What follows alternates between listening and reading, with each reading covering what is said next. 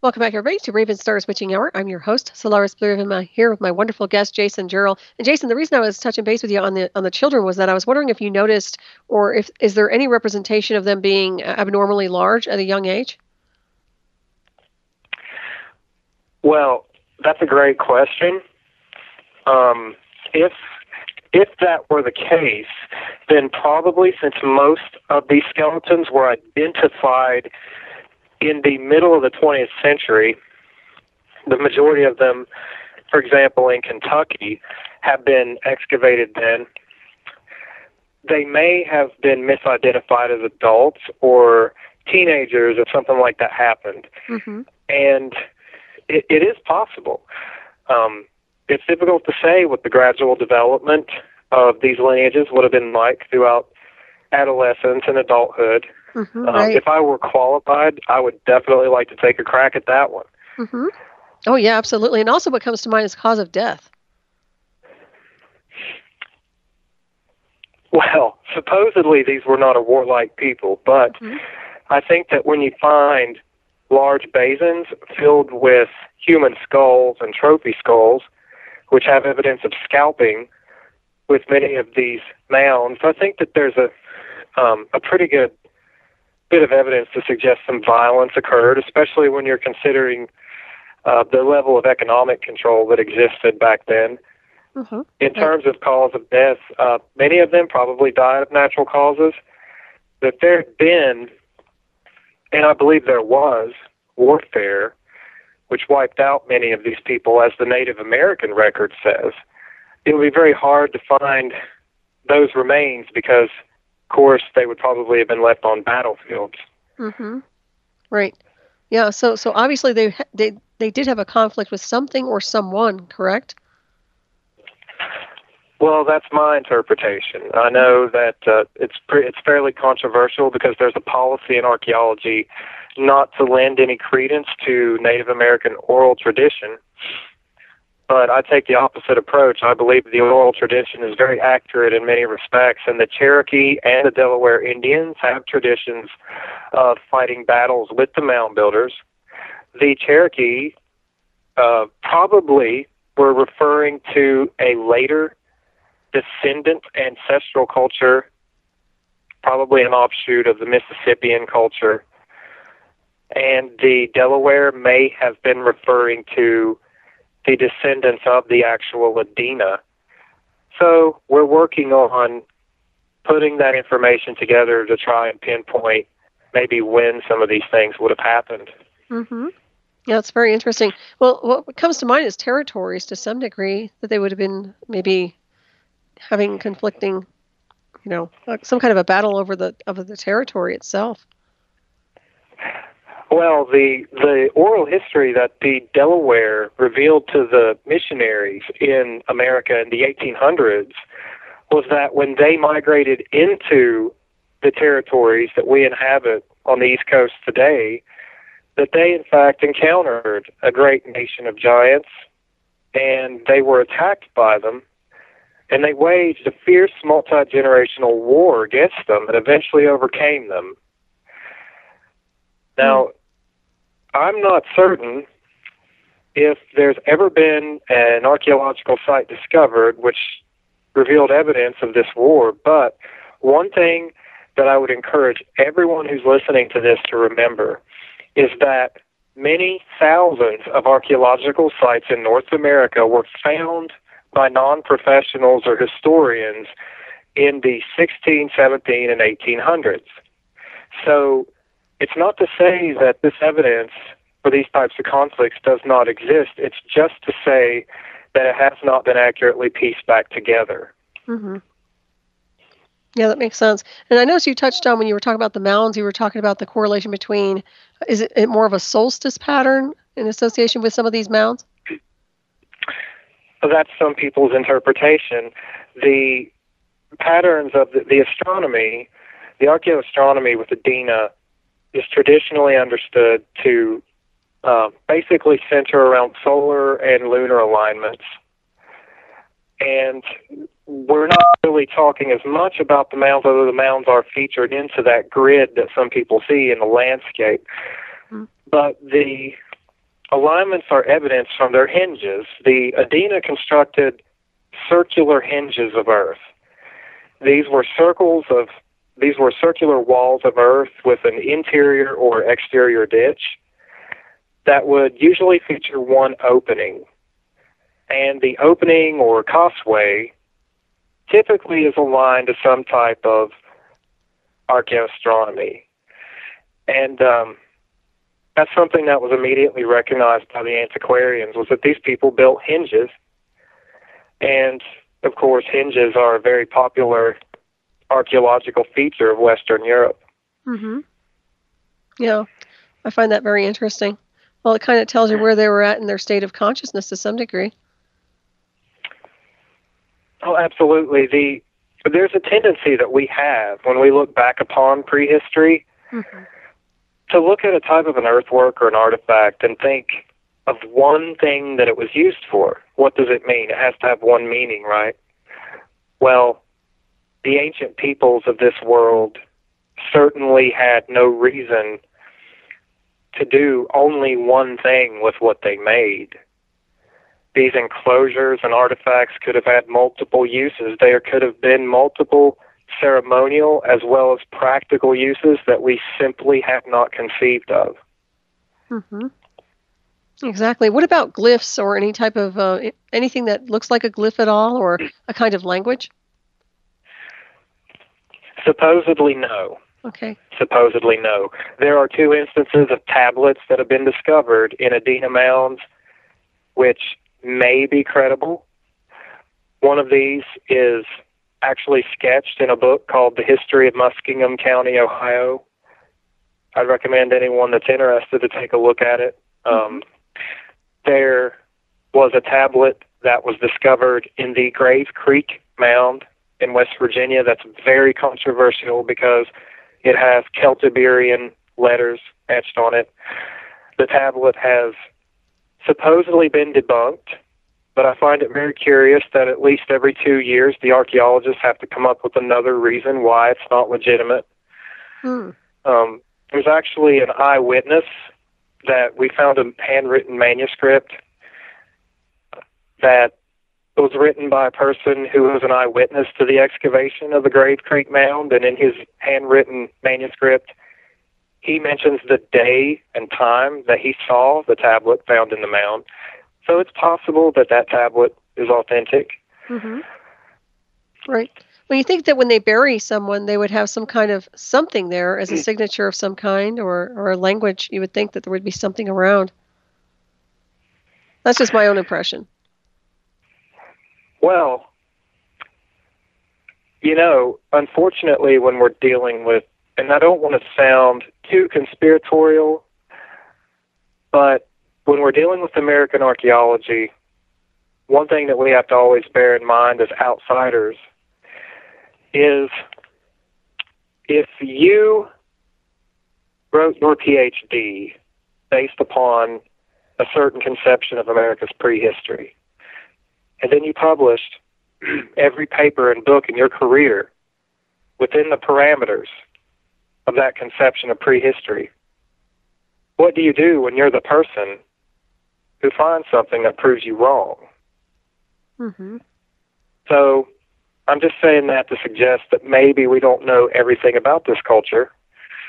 I know that in the late 1800s and early 1900s, there was a black market for mound builder artifacts. The royalty from Europe were paying the equivalent of thousands of dollars today for agents of the Smithsonian and antiquarians to take the artifacts and ship them to them. So we have a large blank space in our knowledge of these prehistoric cultures in our country.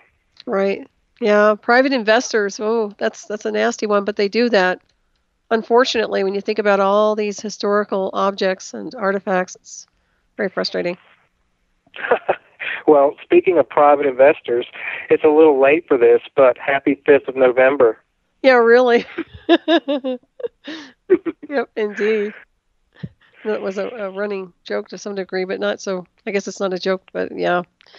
Yep, we can get started in that area too. I was going to ask you also, did you notice, or what about animals being buried with these skeletons? Any type of animals, insofar as maybe pets, or I know you said they were hunting deer. We have seen wolf skulls. Okay. We have seen wolf effigy pipes. In the later Hopewell culture, we've seen felines, indigenous felines, buried with some of their people. So, yes, there's evidence of perhaps animal domestication and even the ceremonial use of animal bones. Perhaps tribes were organized according to symbolic animal totems. I find that so interesting. Yeah. Can I ask you if the females were buried with the males? On several occasions, we do see that. There are now typically the Adena buried their dead in individual graves. And the later cultures collectivized the practice of mound burial to include numerous individuals in mass tombs. But there are instances of Adena featuring more than one individual in a grave that could have been male and female. There's an instance from Ohio of a male, a female, and a child all buried in the same tomb. The male in that grave was 8 feet tall. So, yes, we see evidence of both sexes buried together. And if you go back and read the speculations of the original excavators of these mounds, it was widely understood that they thought they were looking at instances of retainer sacrifice as well in many instances. There's a mound here in Charleston, the Creel Mound. It's still intact here in the city. And in this mound, they discovered a central burial with a copper crown, and there was a semicircle of 10 other burials around this single person. And they were all inside one of these log cabin structures inside of a mound. And they were interpreted as retainer burials who accompanied the chief or the king. Very interesting. Very, very interesting.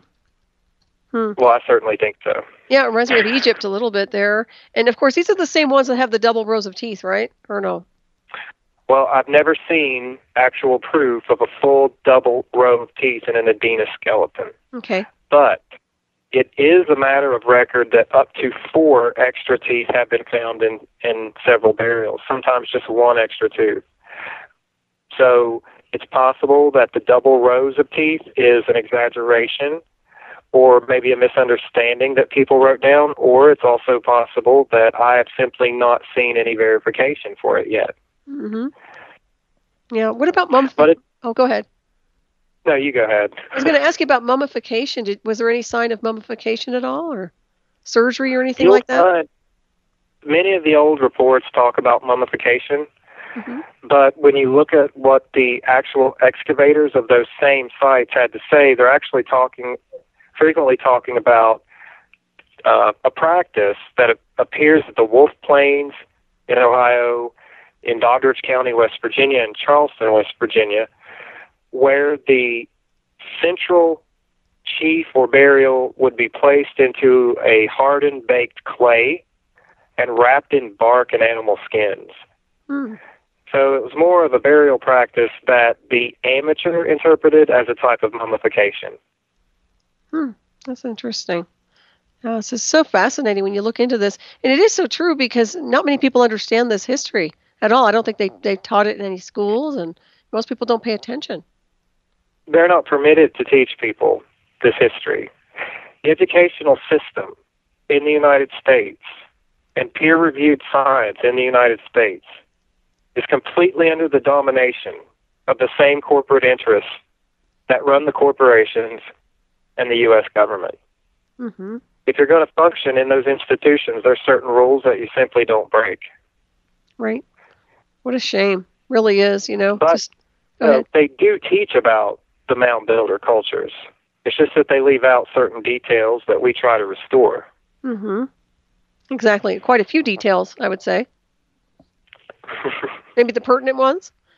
But I was going to ask you, are these mounds being protected? I know we've probably touched on this before, but what are they doing to protect these areas so they're not going to get destroyed? Very little, actually. There's a movement right now to bring them under the aegis of the United Nations in Ohio. Oh, jeez. If that happens, you're basically going to see it transformed into something that's so expensive that only the upper caste will be able to afford to pay many visits to the mounds. Development has destroyed most of the mounds. There's still several sites. You can visit the Hopewellian Newark earthworks or several Hopewellian sites. There are several mounds of the Adena culture that we're talking about tonight at the Wolf's Plains in Ohio. Mm-hmm. Here in Charleston, we have 3 remaining Adena mounds. So there's an excellent earthwork site at Mound State Park in Anderson, Indiana. I would recommend anyone who's close enough to that to visit that site, because you'll get a wonderful idea of what their circular hingiform enclosures were like. Mm-hmm. I would take advantage of that now, because you never know what's going to happen in the illusion of, right? In this country, it seems like everything is deteriorating before our eyes sometimes. Yes, absolutely. Visit the sites. Go out and see the mounds. Read the old records. Delve into your local history and discover if part of this mystery existed in your neck of the woods, because it's very interesting. Mm-hmm. It really is. It has a very unique signature to it. There's no doubt about that. I mean, when you go into these areas and you try to figure out who these people were and what they were here for, it's very, very interesting. I'd like to look into that a lot more. But I appreciate the work you're doing with Sarah. Like I said, it's incredible. I'm really looking forward to that book. So you said that's coming out next year, early next year, right? That's correct. Okay, great. What's the title? And Ages of the Giants. I love it. Very, very nice. Well, it's covering a lot of time, so. Right. Yeah. Well, it's interesting. Now, what about hair? I know a lot of people talk about the red-haired giants. Is there a correlation at all, or no? Well, I really don't believe so. I think that I've read some scholarly articles from scientific journals about what happens when a person dies. Sometimes the hair can be discolored just from the process of being in different environments after death. In my mind, there's never been an instance when an Adena skeleton with red hair has ever been found. Now, I believe that there were tall skeletons found in Nevada, where that story is from. I certainly believe that. Mm-hmm. I'm not studying the archaeology of Nevada yet. That's something that we're planning for book 2. Oh, nice. If I find any correlations between that culture and the woodland cultures here, I may have something to say about it. But I always study, and that's our policy, before we make any assumptions, before I tell you that aliens or ancient Phoenicians came here, I'm going to look at the cultures and look for similarities. Mm-hmm. Because there is so much in the field of alternative anthropology that has no basis. And it's really, really hurting the movement today. Mm-hmm. So if you're not a part of the solution, you're a part of the problem. But I think we're going to have something to say about those red-headed remains. Mm-hmm. But it'll be something that I can promise you will be founded in what we actually have to work with. Yeah, I think that's a very good approach that you're taking. But what about the Nephilim? What's the correlation, if at all, about the Nephilim in association with the giants, in your opinion? I believe that if you compare the mythologies of ancient Mesopotamia with the biblical story of the Nephilim closely, and I mean actually study the different forms of the Epic of Gilgamesh, actually study the translations of cuneiform from different cultures, study the Sumerians' Kings List, study the book of Genesis and the book of Numbers in Hebrew, you'll find that what all these cultures are describing are 2 different forms of what we would call the Nephilim today, which has really become a generic word for anything out of the ordinary or that could be some type of hybrid. Mm-hmm. There's a form that seems to be separated from us in time by some great event, usually a great deluge, and then there's a form that appears after that. these cultures around the world that we can actually study, they resemble, in my mind, what would happen during that second time period. If we define the Nephilim as the pre-flood giants or the giants from the very deep past, I don't think there's that much of a similarity, because those beings, if you look at the book of Enoch, they lived like gods. Mm-hmm. These people that we're studying, well, they were a part of a culture. They practiced economic domination, just like other humans do. They ate. They married. They had children in tribal associations. They were a part of a culture. So they lived somewhat differently than what I see when I see the mythic Nephilim from the time before time. Mm-hmm. And I don't know if that really answers your question, but we have 2 chapters in our book devoted to explaining the differences between what we would consider to be the very ancient Nephilim and the types of beings that we see appear like in Canaan in the Bible during the days of Joshua. They're very different, and the differences have gone unnoticed by a lot of people. Yeah, that makes a lot of sense to me. So do you think that these particular giants, for a better term, are actually something that will be resurrected at some point, or do you think they're extinct? I don't believe they're extinct. Mm-hmm. I don't believe that the giants that I'm researching are extinct. I simply believe that they are hidden among us. Hmm. The cultures from the old world who had people with a very similar anthropology eventually went on to become European royalty. And all the way up through European history, we have elites of extraordinary height. For example, Charlemagne was 8.5 feet tall. Mm-hmm. We have Roman emperors of comparable height.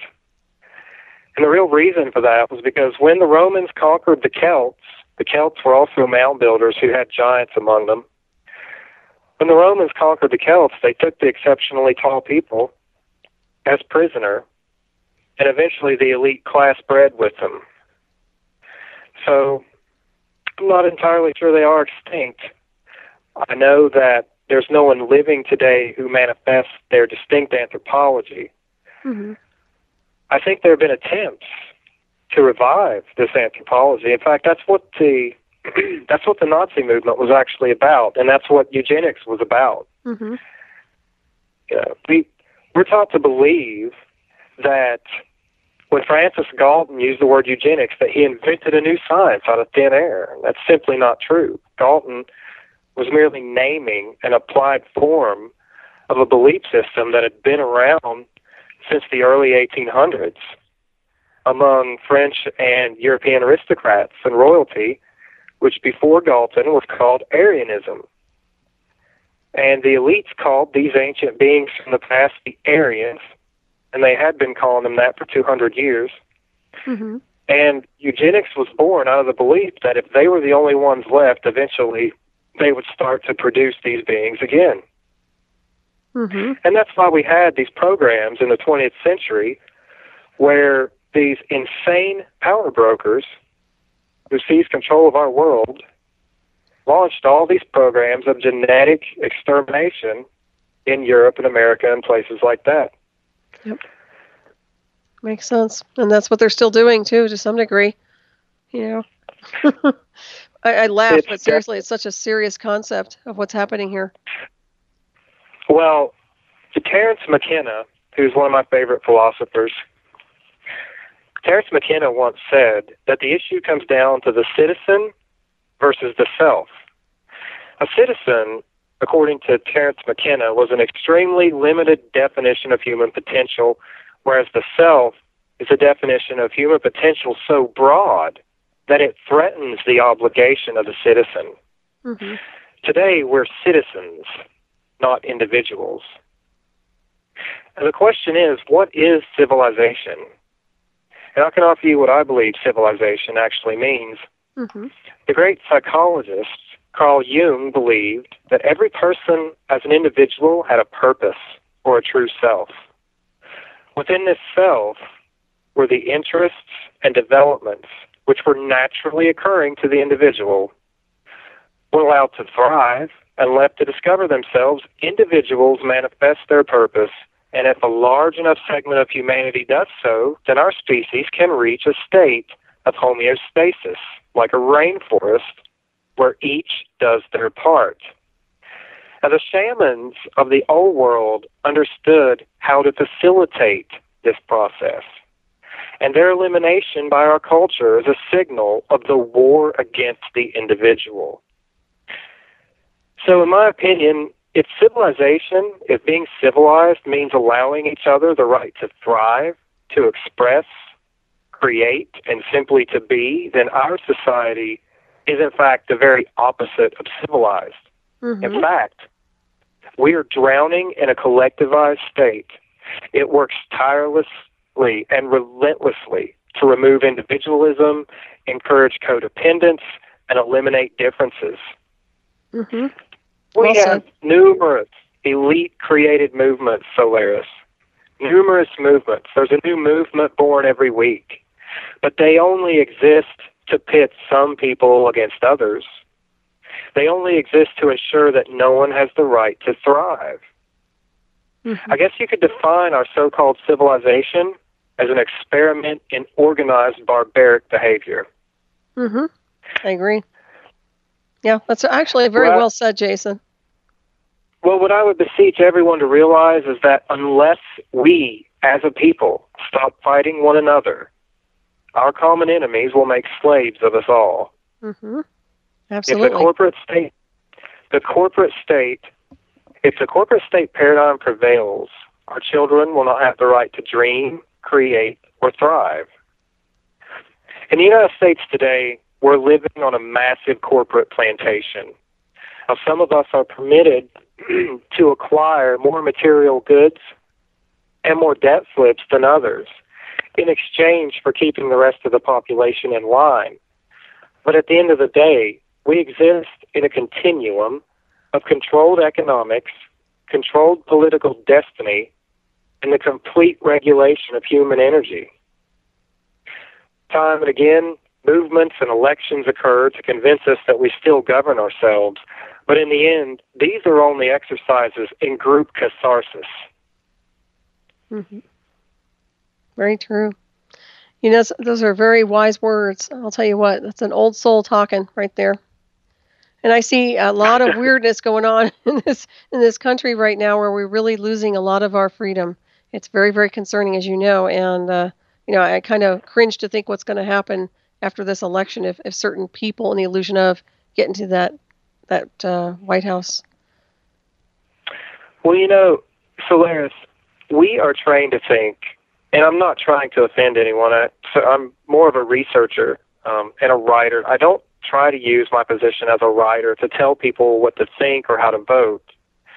But one thing that I do know is that although we're trained to think of the socio-political model we serve as a system, the truth is that we're governed by a series of subsystems, and it's as if they function as architectural features in a structure so pervasive that it may be better understood as a paradigm. Mm-hmm. The basic architecture of the Western paradigm consists of the banks, the corporations, and the political class. The banks manage the economy. The corporations control labor and distribution of goods and resources, and the politicians work to protect and empower both. And of course, the mortar that maintains the architecture consists of taxes, currency, and debt. So what we're actually experiencing is more of a paradigm collision than a social transformation. There are people who are awake, like yourself, who simply will not go back to sleep. Mm-hmm. And then we have another segment of the population that's willing to try and believe in the old paradigm simply because they're either too proud to admit that there's a problem, or they're too apathetic to want to do anything about it. And what's going to happen eventually is the dam is going to break, and we're going to have a full-blown paradigm collision. And it's up to us to make sure that the people with the new paradigm are informed enough, strong enough, and encouraged enough that our paradigm is stronger when that collision occurs. Mm-hmm. In America, we had a revolution, and we were free of the Western system for a time. And that was before the American Eugenics Society took over the country in the early 1900s. But from that time forward, we've fallen under the control of organizations like the banks and the CFR, the Bilderberg Group, and the United Nations. Our problem really comes down to breaking a generational cycle of complicity. Mm-hmm. Exactly. Well, we're seeing the corruption now. The beauty of this timeline right now is that we're actually seeing all is being revealed, and we're seeing the corruption. And I think there are a lot of people that have had enough. It's time for a change. It's time to switch and create a new paradigm. Well, I like to say, remember the Upper Paleolithic on the 5th of November, because, I used to think of myself as a libertarian, and I'm actually more of a Neolithic-tarian nowadays, because I understand how very young the corrupt system we live under is. Right. And if I could put that in perspective, or at least attempt to, I'd like to discuss a culture called the Gravettian culture. Now, the Gravettian culture was made up of Cro-Magnons, and this culture emerged sometime around 27,000 BC, and it persisted until around 16,000 BC and covered a vast portion of Europe and the Russian plains. It was also found on the Atlantic and Mediterranean coasts. Very far-reaching culture to be so very young. Now, we know that the Gravettians were united from Russia to Italy by long-distance networks, which contributed to social and ceremonial cohesion, mating exchanges, and a common system of belief. They fabricated huge stone blade tools, elaborate headdresses, ornaments of shell, ivory, animal teeth, and bone, which were interwoven into decorative patterns on garments, by the way. They had formalized ritual and social sophistication. Artistically, they left behind hundreds of Venus figurines carved from clay, stone, and bone, and ivory. And these figurines are actually considered the earliest known terracotta sculptures on Earth, including several examples from the Czech Republic, Austria, and France. And the Gravettian culture is best known for its remarkable homogeneity. They possessed elaborate artistic skills. They were one of the first peoples on Earth to decorate caves with beautiful paintings of horses and animals. We have learned from a Gravettian site at Sungur in Russia that they had homes so warm that they probably slept naked inside of them. At Sungur, an adult male and 2 children were found buried with ivory bead rings, bracelets, stone pendants, ivory lances. The children were even buried with carved figurines of toys of mammoth and a horse. The clothing at Sungur had beads sewn into it, and the clothing items included shirts, pants, knee-high boots, a hood for the girl, hats for the men, and outer cloaks for all the people. In other words, they were dressed in a way that the characters appear in Lord of the Rings. And these burials are 27,000 years old. Amazing. In other words, what I'm trying to say, and what we learned by looking at the Gravettians, is that by 25,000 years ago, people had perfectly warm homes, elaborate and stylized clothing, cutting-edge technology of the day. They had organized exchange systems and spiritual traditions with absolutely no formal government or centralized economic system. There were exchange networks, toys, elaborate tools, there was symbolism and wonderfully carved sculptures, and there was wondrous art. Also, studies of Gravettian skeletons have shown that they never went hungry. The Gravettians had organized into hunting parties, and together they seasonally took down mastodons and divided the spoils. And that brings us to perhaps the most important fact of the Gravettians. They had successful families and tribes. By contrast, the type of socio-economic system that we are living under today only appears for the first time in the archaeological record in Mesopotamia at around 3400 BC. It did not even spread into Europe until around 2500 BC.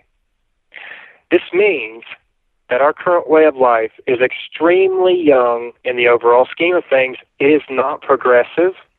In fact, it's a relatively recent aberration, and even now it threatens the continued existence of the entire human species. Mm-hmm. The point of all this, really, that I'm trying to get at, is that the way we're living today is very young. In the distant past, the far distant past, people were living healthier, they had technology, they had perfectly warm homes, and their families were well taken care of. They had free expression of art and culture, and yet they had no so-called progressive system, they had no New World Order, and they had no central banks and endless warfare. In other words, we don't need the system that we live under. And that is why so many people continue to cling to it. They believe they need it. They need it for their technology. They need it for their happiness and their entertainment and their art and their fantastic interests. But what has happened is we in the West have inherited the Mesopotamian concept of civilization, which is a debt-based slave state, which emerged during the Uruk period in the 4th millennium BC. As it was carried into Central and Western Europe, chiefs utilized it to seize power. It may be for this reason that universities, documentaries, history books, and professors ignore the sophistication of the distant past. All this is a part of what we call the greater prehistoric reality. That's very well said, Jason. And I very much agree with you. Yeah, it seems to me like society, the more technological we get, the more they go in reverse to some degree, especially with the control mechanisms associated, as you were discussing. And I have two questions here in the chat I want to make sure I get to. One is from Jerry B. It's about, is it possible that giants are the result of an era of less pollution and much higher oxygen levels? I would say to that person that anything is possible. There's nothing that's impossible. The entire history of this world has been largely obfuscated to us. If you believe that that is why the giants existed, I encourage you to research that. I encourage you to be the person that investigates that. In fact, I expect that. If people have ideas like that, look into it yourself, because you may be the person who makes a breakthrough in that area, if that's what you're thinking about. Is it possible? It certainly is, because anything is possible. The fact that these beings existed as recently as 2,000 years ago means that anything is possible. I am certain that as time has progressed, the genetics of mankind have degraded. In fact, there's a wonderful book on the history of the Y chromosome called YY, where two geneticists basically broke down how the human male Y chromosome has degenerated for thousands of years for some mysterious reason. Could that be part of it? Certainly. So the short version of that is yes, that's possible. Yeah, you'd make an excellent teacher. You really would. College professor. Well, thank you. Seriously, you are. And there's another question here from B. Radley here. Let's see here. Are you familiar with Steve Quayle's work on this subject? And he has a fair amount of the Adena, among other things, published in his Genesis Giants website. I'm fully aware of Steve Quayle's work. I do not own any of his books. I've actually seen his website because he's picked up a couple of our articles over the years. I was very surprised because usually in this field, other researchers try to ignore each other and pretend that there's no one else that researches the subject. Unfortunately, I have not read either of his books. I know that Steve Quayle has 2 books on the giants. When you're actually doing research, you have to spend most of your extra time and money purchasing and studying actual archaeology and history books. But I do have a large reading list for when this first book is done that's built up over the years, and maybe I'll check out one of Steve's books then. Mm-hmm. Right. Well, he probably gets a lot of information off of you guys, I'm sure. You think about it. Yeah. Well, I'm not sure, but yeah, I'm not sure. I know that he's been there for a while. Mm-hmm. So yeah, he's been around for a long time. He has some good information there too. So as we have, I guess we have about 20 minutes here, plus or minus. But I did want to kind of touch base with you a little bit about some of the evil that's here. I think that it's important that we kind of just address this. I know we talked about it briefly before we went live, but what is your impression of some of the things that are happening here with these people that are just drawn to being, you can call them possessed, you can call them a lot of things, but there's really something wrong. And I'd like your feedback and perspective on that. Well, I don't know what your father did or what your grandfather did, Solaris, but I'm fairly sure that you're doing something different with your life, correct? Oh, yeah. And I come from a good line, good people. Right, but, professionally. Oh, right, yeah. I know I have a totally different profession than my father did. Mm-hmm. I have a totally different profession than my grandfather did, and a different profession than my great-grandfather. So I find it very interesting that at bare minimum, we can trace 1,500 years of the same lineages of people who have only existed to corrupt and destroy this world. Mm-hmm. Why is that?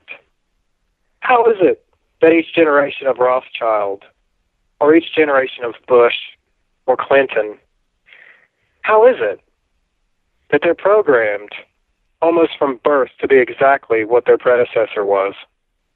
Mm-hmm. Why is it that we can never find an instance where the people from the central source of elite genetics decide to do something different with their lives? Oh, you'll find instances where people who descend from families of social climbers like the Kennedys may change their mind. Someone who comes from the outer ring of wealth like Trump may change their mind and decide to stand on the other side. But at the core, the lineages that are running the show today on this planet, for the most part, for many centuries, have been carbon copies of themselves. And at the end of the day, I think that what we, as a movement, what we genuinely need to do is recognize that, first of all, we must appreciate and love one another for our differences. The Hopi have a beautiful creation myth about a time in the past when all people, red, white, yellow, every race, climbed out of a hole in the earth. And when they came out of the hole, a mockingbird taught a different language to each people, and each people went their own way, but they all had a common source. They'd all come out of that hole in the earth. We need to look at one another in this movement and say, we all came from that hole in the earth, just like the Hopi said. The scriptures say that the human race was created by God. It does not say that God created the human races differently and pitted them against one another. First of all, we must overcome our differences, and we must realize that we face a common threat. And second of all, we must accept the reality of evil again, because evil, Solaris, is the only word in any language which can be used to describe the activities of our political and economic class. Mm-hmm. Absolutely. I totally agree. I like the way you touched on the personalities.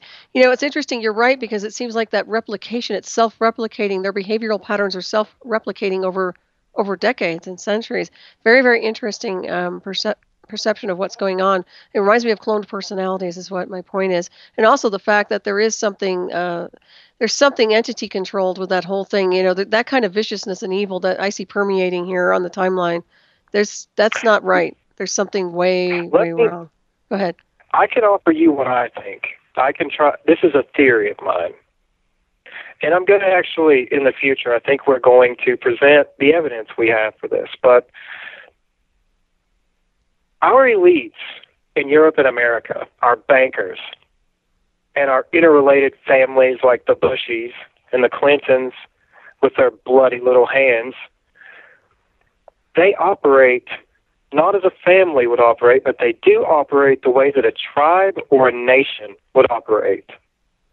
Mm-hmm. And I know this because I study archaeology. I see the way that tribes operate. I see the rise and fall of nations and tribes and peoples throughout history. I see that unfold before me as I pore over the pages of archaeology and history. And then when I look at the elites today, I don't see an organization. I do not see a single family. But I do see a tribe or a nation that has embedded itself into the Western world. If we are dealing with some people who are lost in history, but who declared war on the rest of us, then the global elite make perfect sense.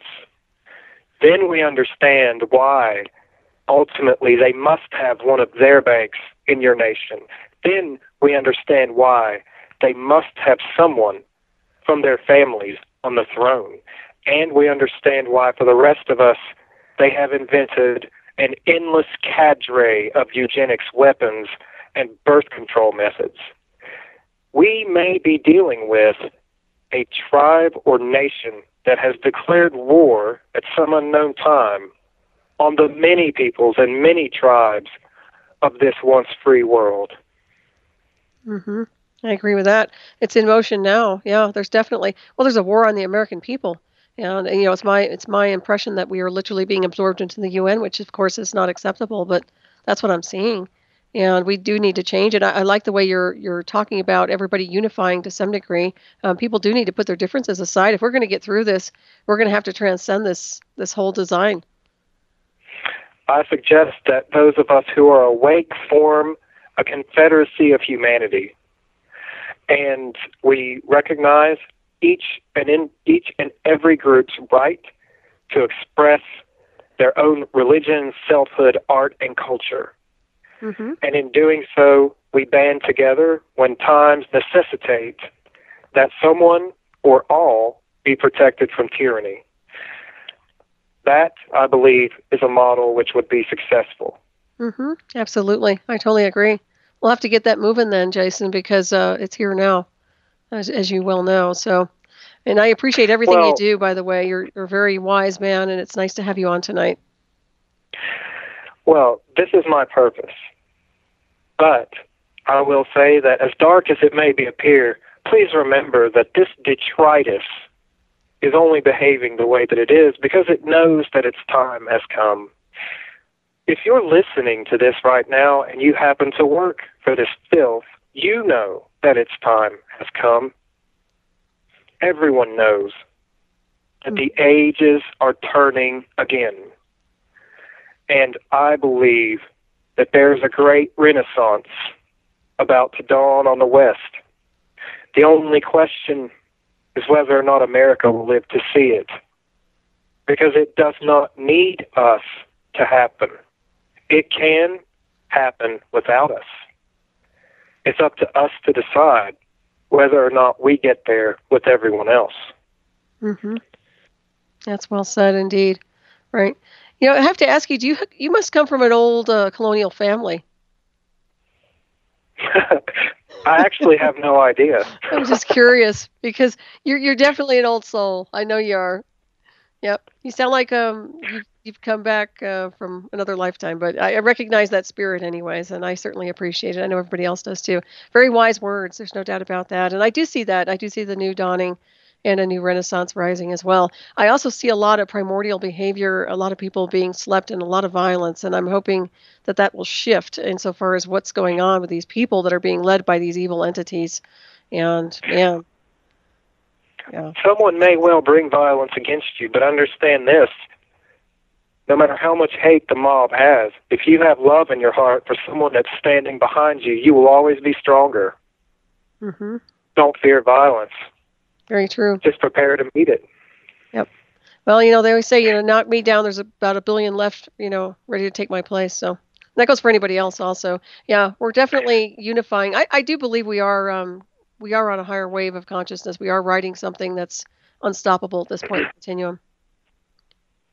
Well, what we're writing is the transformation that happens periodically in this world for various reasons.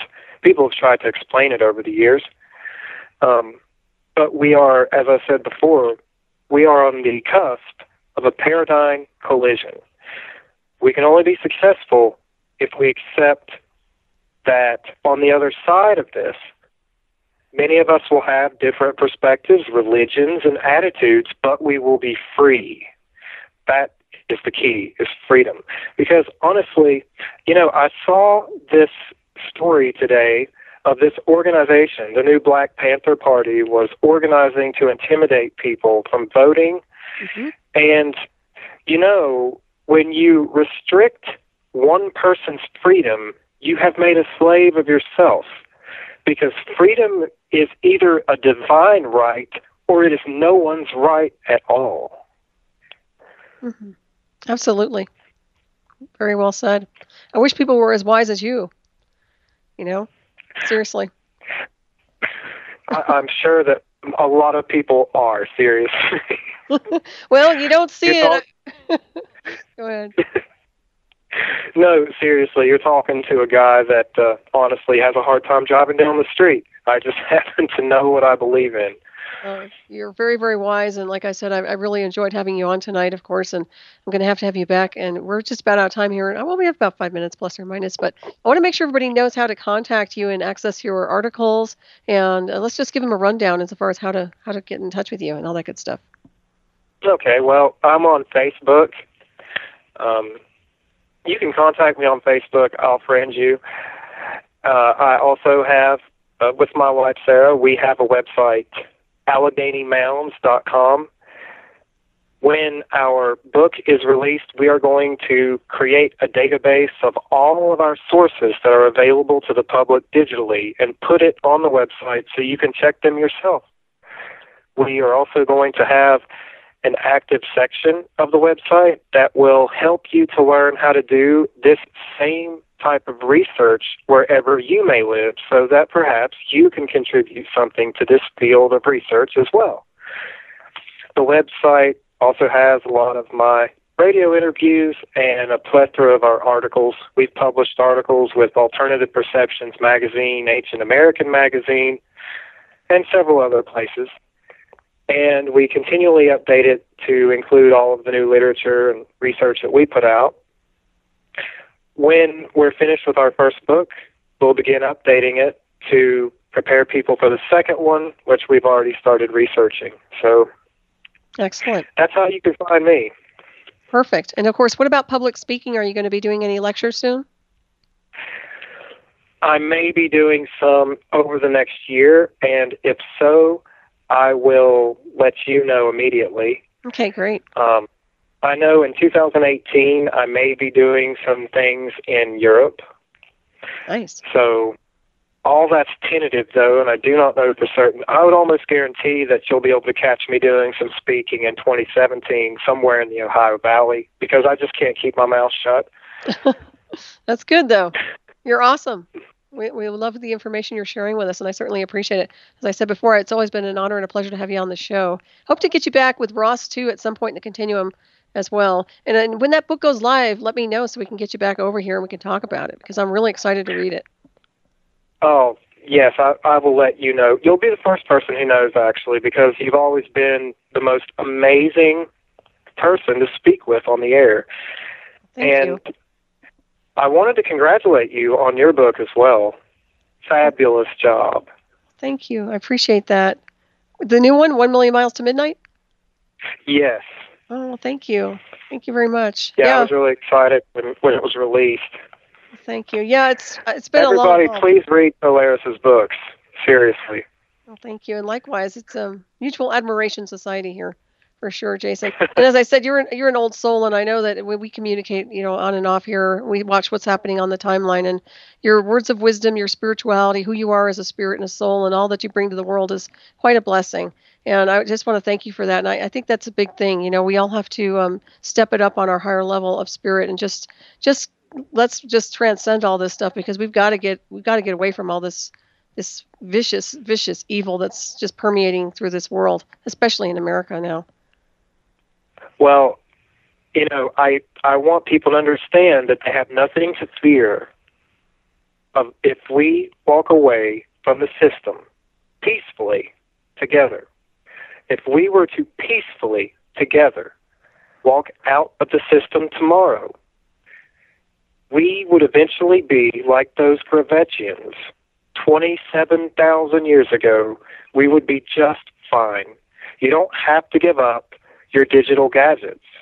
You don't have to give up your way of life.